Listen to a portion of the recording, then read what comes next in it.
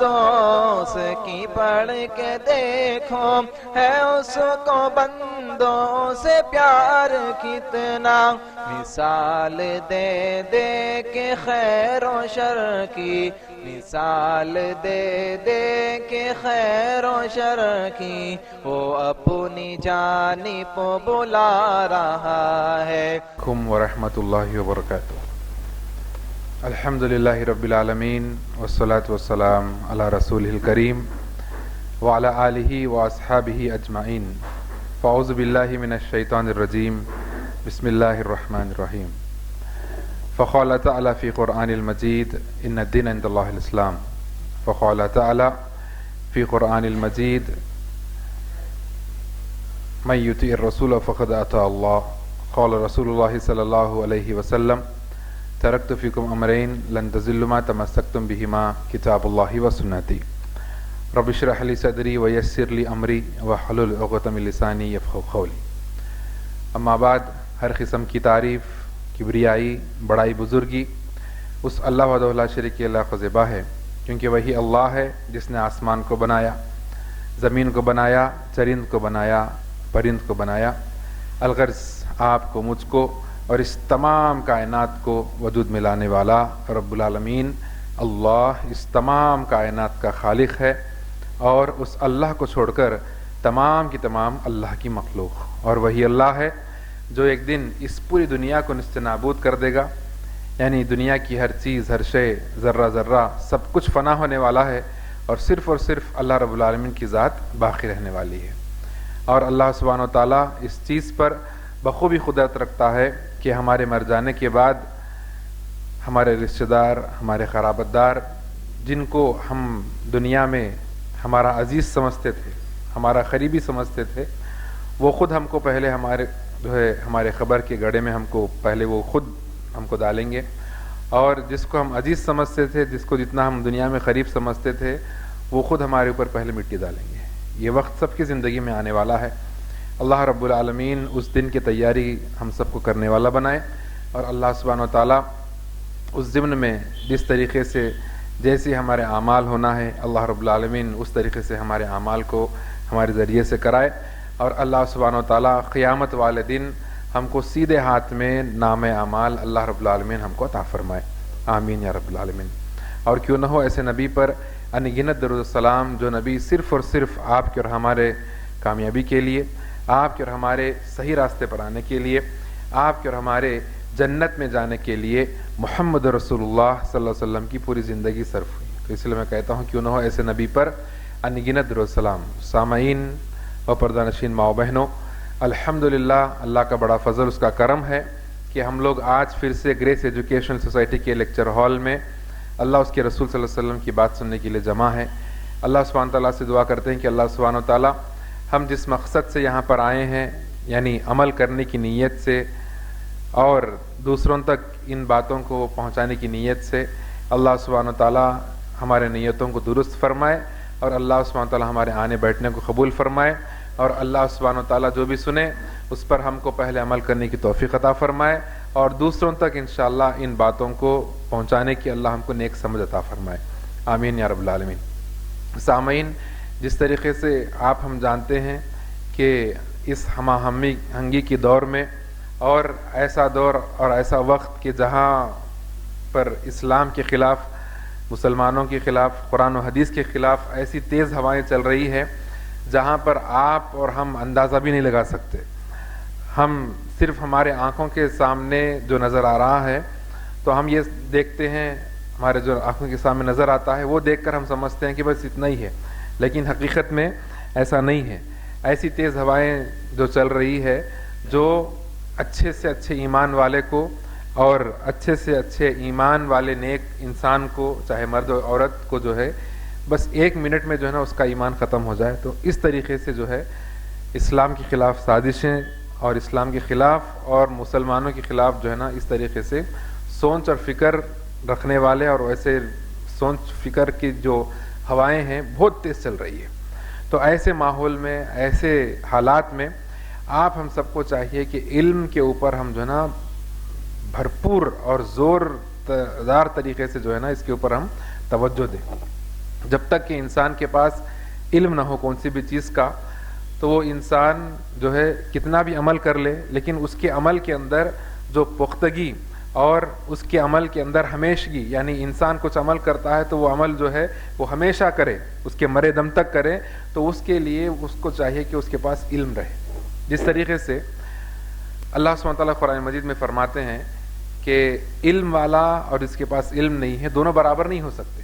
جس طریقے سے اللہ سبحانہ وتعالیٰ مثال دے کر فرماتے ہیں رات اور دن یا اندھیرا اور اجالا دونوں برابر نہیں ہو سکتے، تو اس طریقے سے جس کے پاس علم ہے اور جس کے پاس علم نہیں ہے اس طریقے سے دونوں برابر نہیں ہو سکتے۔ رات میں اور دن میں بہت فرق ہے، رات میں جو ہے نا اندھیرا رہتا، دن میں اجالا رہتا، تو جس طریقے سے اجالے کو جو ہے نا ہم ہر چیز کو دیکھ سکتے ہیں اور اندھیرے میں جو ہے نا قریب کے چیزوں کو بھی جو ہے نا تھوڑا دیکھنے میں مشکل ہوتی ہے، اندھیرا کر رہی ہے۔ مثال کے طور پہ گھر میں اگر کرنٹ چلے گیا اچانک تو ہم جو ہے نا یہاں پر بیٹھے ہوئے ہیں لیکن اچانک کرنٹ چلے جائے تو ایسے اندھیری اور ایسا جو ہے نا ڈارکنیس پورا ہم چھا جاتا کہ ہم یہاں پر بیٹھے ہوئے لیکن ہمارے کو اندازہ نہیں ہو جاتا، نہیں رہتا کہ بھائی وہ بھائی کہاں پر ہے، یہ لوگ کہاں پر ہے۔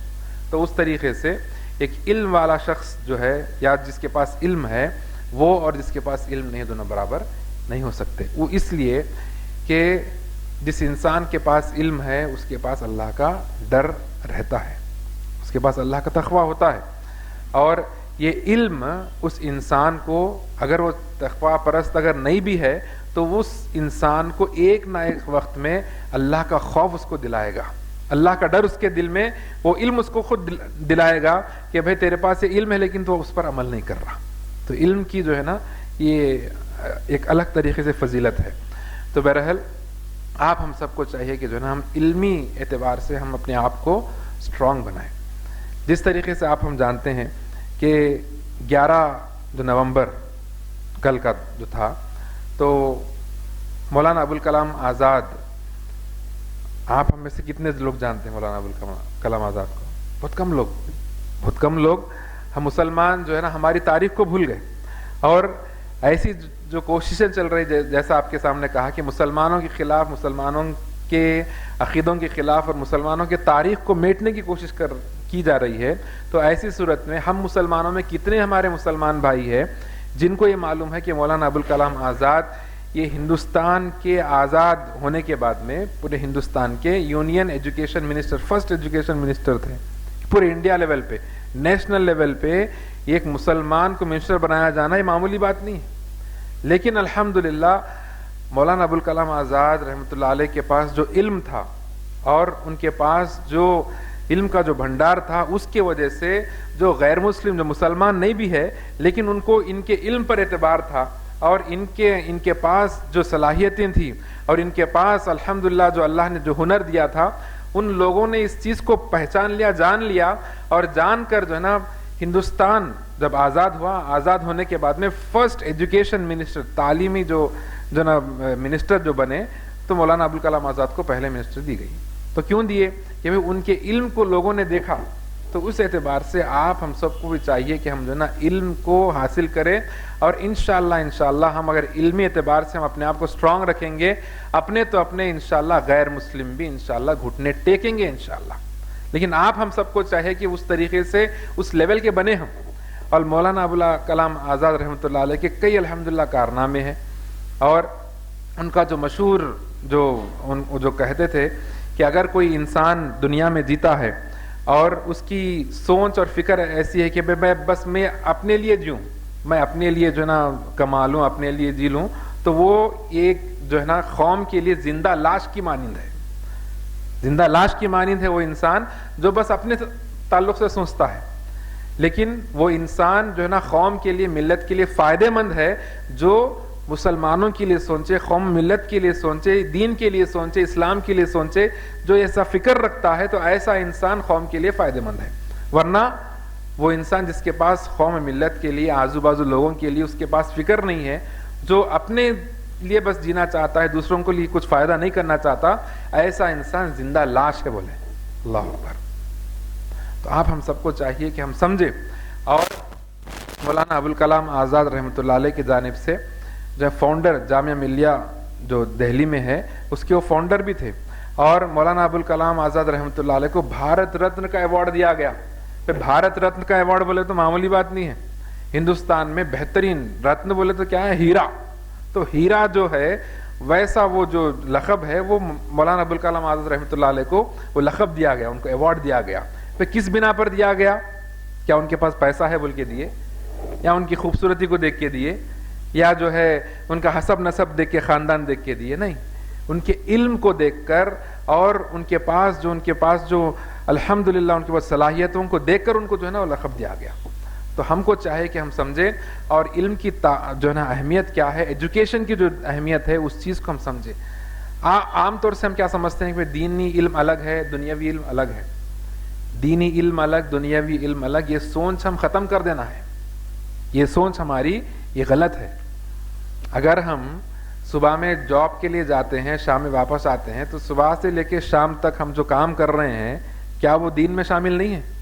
کیا وہ صرف دنیا داری ہو گئی پوری؟ انسان کو اللہ نے پیدا کیا اللہ کی عبادت کے لیے, تو پیدا ہونے سے لے کر مرنے تک اس کو کیا کرنا ہے؟ اللہ کی عبادت کرنا ہے. اگر ہم جاب بھی کرتے ہیں, بزنس بھی کرتے ہیں, اسٹڈیز بھی کرتے ہیں, ہماری نیت یہ ہو کہ میں جو کر رہا ہوں اللہ کی رضا کے لیے کر رہا ہوں, اور ہم جو کر رہے ہیں اگر حلال کرے حرام نہ کرے, تو انشاءاللہ یہ جو صبح سے لے کے شام تک ہم جو ڈیوٹی کر رہے ہیں, جو محنت کر رہے ہیں, جو کاروبار کر رہے ہیں, انشاءاللہ پورا مکمل عبادت میں شامل ہے. صرف 5 وقت نماز کو ہم علم جو ہے عبادت نہ سمجھے. ہر چیز, اگر کوئی اسٹوڈنٹ بھی ہے, اگر وہ پڑھ رہا ہے, اس کی نیت یہ ہے کہ میں آگے چل کے میں ڈاکٹر بنوں گا, انجینئر بنوں گا, جو بھی وہ شعبے میں ہے, جو بھی شعبے میں جا رہا ہے, اگر اس کی نیت یہ ہے کہ میں یہ بن کر جو ہے نا آگے چل کے میں اسلام کے لیے کام کروں گا, اور میں جو ہے میری قوم کے لیے, میرے ملک کے لیے, اور جو ہے نا ہمارے لوگوں کے لیے جو ہے نا میں فائدہ مند بنوں گا, اگر اس کی نیت ہے, تو انشاءاللہ اس کا جو ہے نا کالج کو جانا, اسٹڈیز کو حاصل کرنا انشاءاللہ پورا انشاءاللہ عبادت میں شامل ہے. تو اس سے ہم کیا معلوم ہوا؟ معلوم یہ ہوا کہ دنیا الگ دین الگ, یہ سوچ ہماری غلط ہے. تو آپ ہم سب کو چاہے کہ اس چیز کو سمجھے. مثال کے طور پہ کوئی ایسا شخص ہے جس کو جو ہے ایک جگہ ملازمت ملی, جاب ملا, اور وہ وقت پہ جانا ہے 9 بجے, لیکن وہ جاتا ہے 11 بجے. اس کو جو کام دیا گیا وہ کام کو نہیں کرتا, اور شام میں 6 بجے تک یا 5 بجے تک اس کی ڈیوٹی ہے, لیکن وہ 3 بجے واپس آ جا رہا, کام نہیں کر رہا. تو کیا اس کا وہ رسک لینا وہاں سے اس کی تنخواہ لینا کیا اس کے لیے حلال ہے؟ جائز نہیں ہے. کا مطلب کیا ہے؟ یہ دین کا ہی حصہ ہے, اسلام کا ہی حصہ ہے. لیکن آپ ہم سب کو چاہیے کہ ہم سوچیں کہ بھائی دین اور دنیا الگ الگ نہیں ہے. دین کا مطلب ہی زندگی کا طریقہ دنیا میں جینے کا. تو آپ ہم کو چاہے کہ ہم سمجھیں, اور جو ہے ہمارے بچوں کو ہم بہترین جو ہے نا ڈاکٹر بنائے, بہترین جو ہے نا انجینئر بنائے, بہترین طریقے سے جو ہے نا جو بھی وہ شعبے میں جانا چاہتے ان کو جانے دیں, لیکن اس کے ساتھ ساتھ وہ دیندار رہے. ایک بار آپ ہم اندازہ لگائے کہ بھائی ڈاکٹر ہے, آپریشن کرنے والا, مثال کے طور پہ وقت کا ڈاکٹر ہے, اس کے کا چہرہ بہترین چہرہ ہے اس کا, اور نماز کو 5 وقت جاتا ہے, اور وہی ایپرن پہن کے اگر میڈیکل کالج میں گھوم رہا ہے, اور وہی ہاسپٹل میں اگر گھوم رہا ہے, دیکھو آپ ہم دیکھ کے خوش ہوتے نہیں ہوتے؟ ضرور خوش ہوتے. تو اللہ سبحانہ وتعالیٰ کتنا خوش ہوں گا. تو لہٰذا انشاءاللہ ہم ہمارے بچوں کو ویسے بنائیں. انشاءاللہ دعا کرے کہ اللہ سبحانہ وتعالیٰ ہمارے بچوں کو ویسے بنائے, اور اللہ سبحانہ وتعالیٰ ہمارے اولاد کو ہمارے لیے آنکھوں کی ٹھنڈک بنائے. انشاءاللہ ہمارے گھر والوں کو اللہ سبحانہ وتعالیٰ ہمارے آنکھوں کی ٹھنڈک بنائے انشاءاللہ.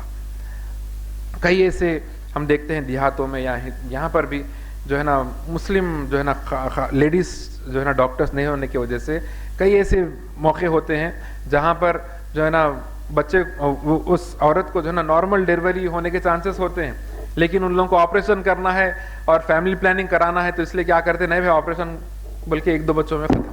کئی جگہ ایسا ہو رہا.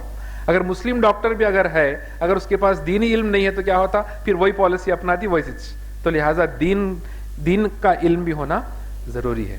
تو ہم اندازہ لگائیں کہ انشاءاللہ ایسا فیوچر اگر ہمارا رہا تو کیسا رہیں گا انشاءاللہ. تو ایسے فیوچر والے ہمارے بچے بننا ہے. اس کے لیے خالی یہ جو ہے نا 10-15 منٹ بیٹھ کے ہم سن لیے تو اس کا یہ کافی نہیں ہے. انشاءاللہ اس پر ہم عمل کرنا ہے. انشاءاللہ عمل کریں گے تو انشاءاللہ ہمارے بچوں کا فیوچر بہتر بنے گا, دنیا اور آخرت میں دونوں میں انشاءاللہ. تو بہرحال مختصر میں کہنا یہ چاہ رہا ہوں کہ بھائی ہم علمی اعتبار سے ہم آگے رہیں, اور ایجوکیشن میں ہم ہمارے بچوں کو آگے بڑھائیں انشاءاللہ. آج بھی ہمارے مسلمانوں میں کئی لوگوں میں سوچ یہ ہے کہ پڑھ کے کیا کرتے, بھائی پڑھ کے کیا گورنمنٹ نوکری مل رہی کیا, بھائی پڑھ کے کیا کرتے, گورنمنٹ نوکری مل رہی نہیں مل رہی, یہ نہیں بولنا. بچوں کو ہم پڑھانا, بچے جہاں تک پڑھنا چاہے ان لوگوں کو پڑھانا. اگر بچے نہیں بھی پڑھ رہے تو ان لوگوں کو جو ہے نا IAS IPS کے لیے ابھارنا. ہمارے مسلمان بچے IPS آفیسرز بننا, پولیس ڈپارٹمنٹ میں رہنا, ہمارے بچے ڈاکٹرز بننا, ہمارے بچے لائرز بننا, اور ہمارے بچے جو ہے نا بہترین شعبوں میں رہنا. اس کے ساتھ ساتھ پھر ہمارے بچے دیندار رہنا. ہم اندازہ لگائیں کہ بھائی ہر شعبے میں, ہر ڈپارٹمنٹ میں دیکھیے دیندار اگر مسلمان ہے تو اس پورا سسٹم ہی بدل جاتا ہے انشاءاللہ. اس کا ہم عزم کریں. اور جو بچے پڑھ رہے ہیں, جو کالجز جا رہے ہیں, اسکول میں کے لیول میں ایجوکیشن حاصل کر رہے ہیں, ان تمام بچوں کو بھی چاہیے کہ یہ سوچ اور یہ فکر رکھیں انشاءاللہ. یہ سوچ اور یہ فکر رکھیں گے تو انشاءاللہ اللہ سبحانہ و تعالیٰ کی بھی خاص مدد آئیں گی انشاءاللہ, خاص مدد شامل حال رہے گی انشاءاللہ. اللہ سبحانہ تعالیٰ ان کو یہ توفیق دے گا کہ وہ جو ہے دینی علوم جو بھی ہم دیکھتے ہیں اس کو بھی اللہ سبحانہ تعالیٰ ان کو جو ہے نا حاصل کرنے کا اللہ ان کو توفیق دے گا. اور جو ایجوکیشن وہ حاصل کر رہے ہیں انشاءاللہ یہ بھی ان کے لیے آسان ہو جائے گا انشاءاللہ. اللہ سبحانہ تعالیٰ سے دعا کرتے ہیں کہ اللہ سبحانہ تعالیٰ ہم جو بھی سنے ہیں اللہ اس پر ہم کو عمل کرنے کی توفیق عطا فرمائے, اور اللہ سبحانہ تعالیٰ ہمارے گناہ و خطاؤں کو معاف فرمائے, اور اللہ سبحانہ تعالیٰ جو بھی بیمار ہے اللہ ان کو شفا کاملہ عاجلہ عطا فرمائے. اللہ سبحانہ تعالیٰ جو بھی پریشان ہیں ان کی پریشانیوں کو دور فرمائے. جو بھی قرضوں میں ڈوبے ہوئے ہیں اللہ سبحانہ تعالیٰ ان کے قرضوں کا جو نا غیب سے ادائیگی کا انتظام فرمائے, اور اللہ سبحانہ تعالیٰ ہم کو ایمان کی زندگی اور کلمہ لا الہ الا اللہ محمد رسول اللہ کی موت عطا فرمائے. آمین یا رب العالمین. والسلام علیکم ورحمۃ اللہ وبرکاتہ.